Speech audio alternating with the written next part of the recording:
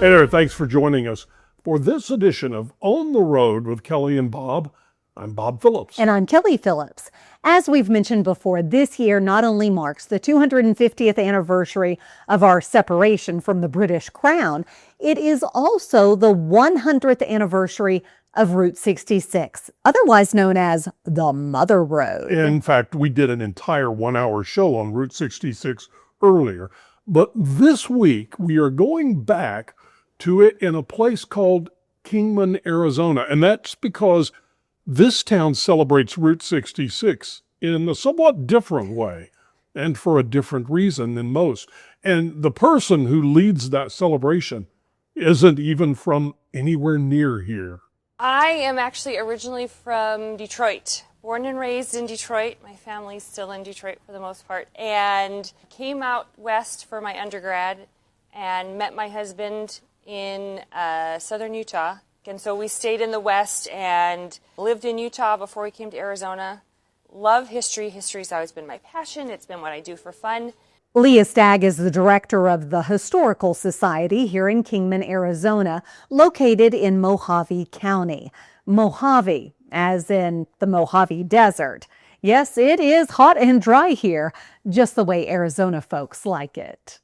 What is it about history that you love so much?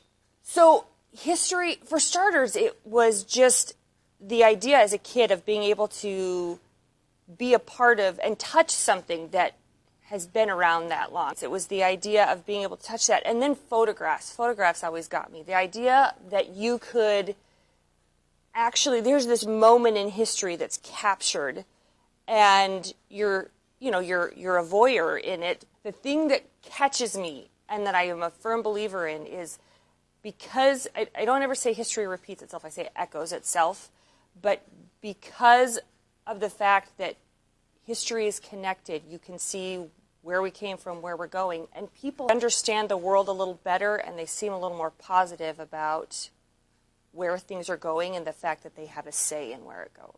So museums are a spectacular way to do that because we're bringing it straight to you. But it's just a matter of bringing that opportunity to you to say, hey, did you want to know a little more about this? And by the way, this is where you fit in it. It suddenly feels very real when you connect with history.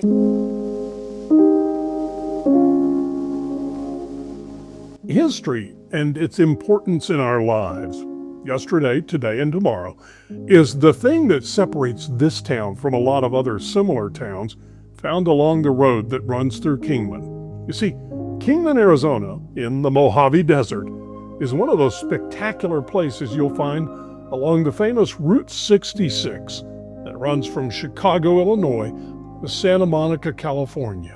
Most of those towns boast their quaint shops, neon lights, and crazy diners. And while Kingman has all of that, it's the history of Route 66 that takes center stage here, where the goal is for the people who travel here and the people who live here to understand how they fit into that history. What ends up happening is you sort of adopt the whole area as your own and you feel better like, I'm one of the people that gets this place, kind of a thing, and that's so you don't feel small, you feel like an important part of the process. 100 years ago, this thing started way over in Chicago, near where you're from, that part of the world, and made its way here, called Route 66. Tell us how that impacted Kingman in this area. Route 66 really was the next step in a chain of movement. And one of the fascinating things about Route 66 was that it just sort of changed their connection with Kingman and their ability to move through it. It was bringing people in a different way. Sometimes the reason they were coming wasn't happy and rosy. It was an important stop. It was a respite for some people in different ways. People chose to stay, but Route 66 created a situation where more people could become acquainted with this part of the West and this area. What kind of places sprang up because of the Mother Road? So these Route 66 towns, it's amazing when you travel Arizona's Route 66 and you see these towns that come up. That is one of those times where you're like, what the heck? Where did this even come from? Because it does feel in the middle of this beautiful landscape, but it feels in the middle of nowhere. So Did people travel here on Route 66 and say, oh, this is a great place. I think this is going to be the end of the journey? there were quite a few people that did that because there were, even as the East was growing, as you get in through these areas through here, they realized there's the potential of sort of this, that American dream was very prevalent throughout this region. The idea that, okay, maybe back East has built up too much, but when I get out here, wait, I could totally open my own business, and look at all these people coming through. Or it's the same idea in some ways as the mining town. Well, they're going to need lawyers, and they're going to need, and all these. So the Route 66 becomes another avenue of the same system of building a community. This museum, you're going to see and become acquainted with the whole of Route 66 history. Now, we say Route 66 history, but we're talking long before it was Route 66. So what we want people to see is that the landscape, this landscape, there's a pattern to it that carries over the centuries. The path of least resistance is alive and well for centuries. And you can see an echo of it that you can't see in other places. So you're going to see the whole of Route 66 history. You're going to see a ton of photographs. Photographs we got from the State Archives permission to use and other places, but you're going to see photographs, so you're going to see people. So once again, it's that idea of being a voyeur in history, an observer of history, where you can lose yourself in that photograph.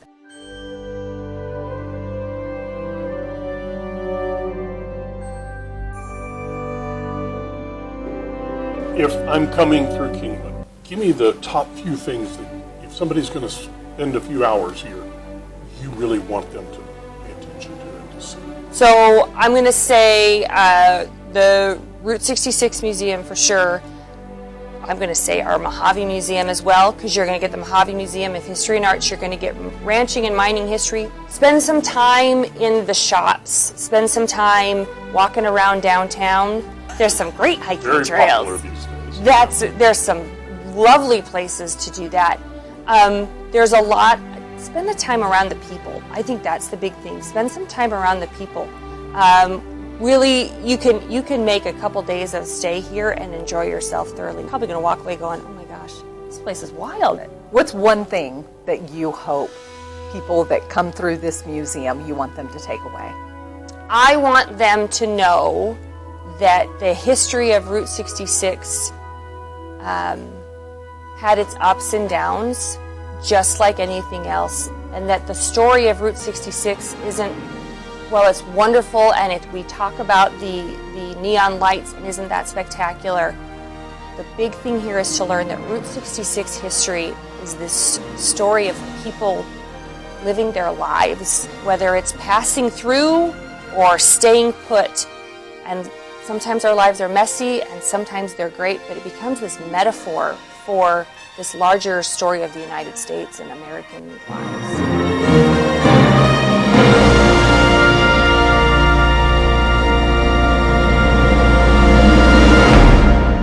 Okay, now, we went to Kingman, Arizona on purpose, but we kind of stumbled into the Kingman Visitor Center and Route 66 Museum. Yeah, we had no idea it was there.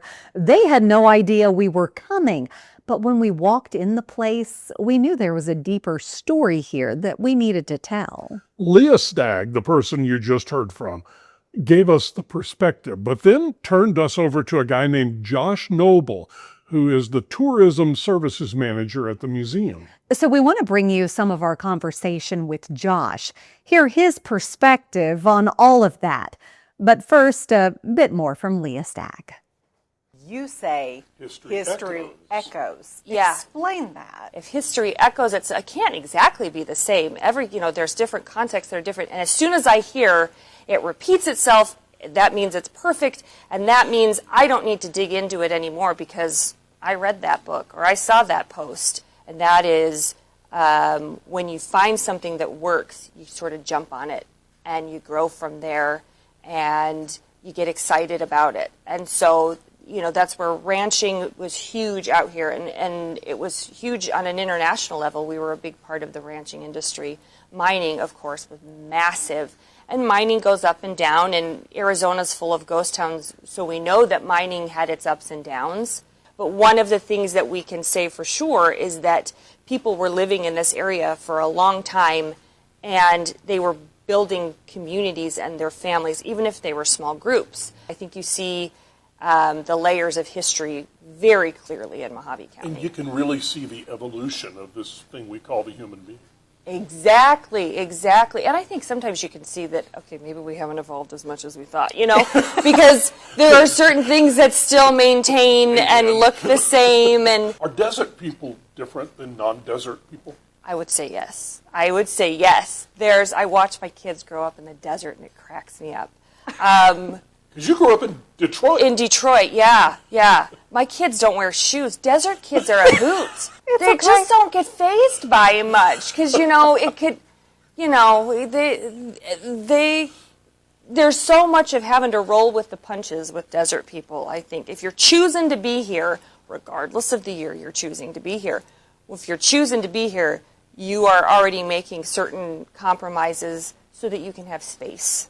And so that you can have this sort of quieter life and these different things in being in touch with nature. You've already made some compromises going into it. Talk to us about Kingman, Arizona. Kingman is a delightful balance of older families that have been here forever and a whole bunch of transplants. People that are adopting this place as their home, like us, that are raising their children here, and so they're bringing up this other generation of this being home. It is a middle point. Logistically and geographically, it's a middle point to all of these things. But it's one of those middle points that gives you a reason to stay and sort of stop and look around. Kingman, because of the kind of town that it was built as, is always sort of in a state of becoming. And in the West, there are plenty of spots that, especially in mining areas, you can see this moment where they can see themselves practically becoming the Paris of the West, and they're sure they're going to be this because mining is getting so good it can only go up. And then 10 years later, nobody's there. But because of where it is and the fact that it has still played a role in how people get around and what people do, that it is in this constant state of becoming. And so there's always potential in Kingman. And that's been kind of a fascinating thing to watch happen and to be a part of in some ways. We have spectacular museums. There's a lot of wonderful little shops and people that have decided to start their own small businesses in the area, and that is huge. So there's a lot of little unique places. You're within driving distance of a lot of hiking spots. You're within driving distance of the Grand Canyon, and the Grand Canyon is spectacular from any view, and that's kind of what's amazing. And so Kingman is also, there's so many natural wonders around it. You have your dream job, whether you've realized it or not. We realize you've landed in your dream job. You get to be the conveyor of our history, of our story, as a nation, as people. What is having this and being able to do that, what does that do for you right here? Oh my gosh. So we have a program actually this year that we're rolling out for the Route 66 corridor, actually called History is My Story. And that is, it is the most exciting and emotional experience for me to be able to get people, and especially kids, to realize history is happening around them and they have a connection with the past. And the idea that you can have people feel connected with something that it's actually kind of a fascinating idea. That time machine may never be built. So the idea that you can get people to feel connected to something that they're really connecting with what we're telling them probably happened, but I can't recreate it perfectly, and they still feel emotionally connected to it, and they feel like having a conversation about it, that's the big thing. Not just observing it, but if they start weighing in, whether or not I agree with their opinion, if they start weighing in on the past and I'm going, oh my gosh, they took the bait, this is amazing. Because once you start weighing in on something, knowing that it's already happened, but it must be significant, you're weighing in for a contemporary reason. Something that's happening now is influencing you to reach into the past, and you've already been able to see there's a connection here, there's a pattern, there's a trail that I'm taking. And then we met Josh Noble, who had a lot of things to say about Kingman, this museum, and of course, Route 66. So this is the Kingman Visitor Center and Arizona Route 66 Museum. The building was built in 1907, but we renovated it and opened up this museum in 2001. There are about a dozen different Route 66 museums across the country, each with its own focus. This one is specifically the chronological history of Route 66. And that's important because everyone knows about the famous highway in the 20th century, but they don't realize it was a Native American trading route and migration route before that for centuries, and then a wagon road, and then a railroad before it was ever a paved highway. So we have different sections of the museum that cover the different eras from early migration routes. Actually, this is some great displays of the artifacts of the Native American peoples that lived in this area and first developed the road that became what is Route 66 today. And then in the 1850s, it became a wagon road. This was actually the first federally funded wagon road. They used camels in 1857 to build the road out in the Southwest. And when they put that road in, that brought in miners because the people were prospecting, they were finding gold and things. They had ranchers because they brought out troops to kind of protect the road. And all of that precipitated the need for a better way of moving product. And that's why the railroad was built, because it could move ore for processing from the mines. It could move cattle for, from the ranches into the populated areas. And the railroad followed the same path because what you had was the Native American trails followed the lay of the land. Went from spring to spring, avoided the mountain ranges. Well, that's what wagons did. The animals needed water. So they went spring to spring. They avoided the mountain ranges, and the trains were the same. Trains don't like mountains. They were steam driven. They needed water sources. So they followed the lay of the land, went spring to spring. And then when the road was built, it followed the same path because early cars didn't have the capabilities to do, huge grades. In fact, they were gravity driven fuel tanks. So you had to have a pretty level lay of land. In fact, there's a real famous area going up through Open Highway where they would drive the vehicles up the grades backwards in order to feed fuel into the tanks. So there were locals that they'd hire to drive their vehicles up because you had these hairpin turns. In fact, it's called the Arizona Sidewinder. I think there's 192 twists and turns. Oh my Through gosh. this, 25-mile stretch going up into Oatman. It's a beautiful drive. In fact, that's, if you ever wanted to see the driving down the twisty, windy road from, 20s, 30s, it's probably the most scenic drive that you'll ever have on 66 Oatman Highway. So how long is Route 66 in Arizona itself? There's a little over 300 miles. I don't know the exact amount of it, but the longest remaining continuous stretch is in Arizona, and that's 157.87 miles. And that goes from just east of Ash Fork, which is a little bit, or just west of Ash Fork, which is a little bit east of Seligman. That's known as the birthplace of historic Route 66. That's where Angel Delgadillo lives, all the way to the Colorado River. And Kingman's right in the middle of that. If you go out on that, the section east of Kingman is a lot like post-World War II. It's very big car culture, long highways, cool little curio shops and things along the way. And then that section going east or west of Kingman towards California is very much like the pre-World War II, the 1930s, 1920s. And that's because Route 66 was rerouted. Where Interstate 40 goes now, going west of Kingman in 1952. So that original portion of Route 66 was preserved. What does Route 66 mean to Kingman, to this town? I had some Australian journalists that were here writing a story a couple of years ago, and they came in, we hosted them for lunch, and they said, I have never seen a city that has so many Route 66 shields and all the businesses. This must be, big for Kingman. And it really is. we had a real resurgence after Interstate 40 finally bypassed Route 66. Here in Arizona, it was in 1982, 1985 actually in Williams, and the businesses that were along those major, Route 66 routes really were suffering. Angel Delgadillo, he's a barber from Seligman, Arizona. They were totally bypassed, and you sometimes had cars that came off the interstate. They found their way into town to gas up. People talked about stories of remembering traveling Route 66 when they were younger. So he said, I think we have something here. This could be something for our economy because people are looking for yesteryear. So he got with some business people in Kingman, and together 15 people joined the Route 66 Association of Arizona.